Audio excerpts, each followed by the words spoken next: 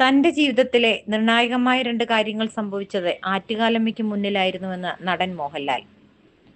ആറ്റുകാൽ ക്ഷേത്രത്തിൽ നിന്ന് അംബാ പുരസ്കാരം ഏറ്റുവാങ്ങി സംസാരിക്കുകയായിരുന്നു മോഹൻലാൽ. തന്റെ അമ്മയുടെ ഓർമ്മകളും മോഹൻലാൽ പങ്കുവച്ചു. ആറ്റുകാലമ്മയുടെ ഭക്തയായിരുന്നു തന്റെ അമ്മയെന്നും വാക്കുകൾ അപ്രസക്തമാകുന്ന നിമിഷമാണിതെന്നും മോഹൻലാൽ പറഞ്ഞു. അകം നിറയെ ആറ്റുകാലമ്മയാണ്. ഞാൻ ഇവിടെ നിൽക്കുമ്പോൾ ജീവിച്ചിരുന്നെങ്കിൽ എന്റെ അമ്മയായിരിക്കും സന്തോഷിക്കുന്നതെന്നും മോഹൻലാൽ പറഞ്ഞു. തിരുവനന്തപുരത്തുകാർക്ക് ആറ്റുകാൽ ഒരു വികാരമാണ്. പൊങ്കാല തലസ്ഥാനത്തിന്റെ തിരുവാഭരണമാണ്.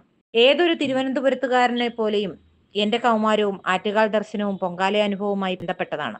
ബാല്യകാല ഓർമ്മകളിൽ ആറ്റുകാൽ ഇന്ന് കാണുന്ന പോലെ വികസിച്ചിട്ടില്ല. ചുറ്റും വയലുകളായിരുന്നു. പൊങ്കാല ദിവസമാകുമ്പോൾ നാട് മുഴുവൻ അടുപ്പുകളും ഭക്തരുമായിരിക്കും. ആറ്റുകാലിലേക്ക് വന്നിരുന്ന വിളക്കുകെട്ട് ഘോഷയാത്രകൾ മുടവൻ മുകളുകാർക്ക് ഉത്സവമായിരുന്നു. ഓരോ പ്രദേശത്തു നിന്നുമുള്ള ഘോഷയാത്രകൾക്ക് അന്ന് ചപ്രം എഴുന്നള്ളത്ത് എന്നാണ് പറഞ്ഞിരുന്നത്. സപ്രമഞ്ചലിന്റെ പ്രാദേശിക രൂപമായിരിക്കാം അത്. ഇന്നത് വിളക്കുകെട്ട് എന്നാണ് അറിയപ്പെടുന്നത്. പൊങ്കാലയുടെ തലേന്ന് ശ്രീപത്മനാഭയിലും കിള്ളിപ്പാലം ശിവയിലും സെക്കൻഡ് ഷോയ്ക്ക് ശേഷം സ്പെഷ്യൽ തേർഡ് ഷോ ഉണ്ടാകും.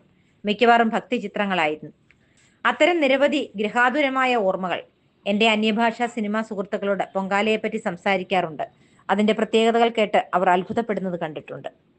ഇതുപോലൊരു ക്ഷേത്രവും ഉത്സവവും ഇവിടെ മാത്രമേ ഉള്ളൂ എന്നാണ് അഭിപ്രായം.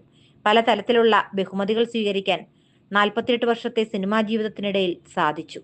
എങ്കിലും വളർന്ന മണ്ണിലെ മനസ്സുകൊണ്ട് കുമ്പിടുന്ന ഭഗവതിയുടെ പേരിലുള്ള പുരസ്കാരം അതിന്റെ ആത്മീയ ചൈതന്യം കൊണ്ട് സവിശേഷമാണെന്നും മോഹൻലാൽ പറഞ്ഞു. ജീവിതത്തിലെ നിർണായകമായ രണ്ട് കാര്യങ്ങൾ ആറ്റുകാലമ്മയ്ക്ക് മുന്നിലായിരുന്നു. ആദ്യമായി മുഖം കാണിച്ച് തിരനോട്ടത്തിന്റെ പൂജ ഇവിടെയായിരുന്നു. 1988 ഏപ്രിൽ 28-ന് സുചിത്രയെ താലികെട്ടിയതും ഈ തിരുനടയിൽ വെച്ചാണ്. 36 വർഷം പിന്നിടുന്നു ഞങ്ങളുടെ ദാമ്പത്യം. എല്ലാം അമ്മയുടെ അനുഗ്രഹമാണ്. ആറ്റുകാൽ ക്ഷേത്രത്തിലേക്ക് പലതവണയായി വിളിച്ചെങ്കിലും അതിന് സാധിച്ചില്ല. എല്ലാത്തിനും അതിന് സമയമുണ്ട് ദാസ എന്ന് പറയുന്നത് പോലെ ദാസ എന്ന അമ്മയുടെ വിളിയായി കണക്കാക്കിയാണ് ഇത്തവണ എത്തിയത്.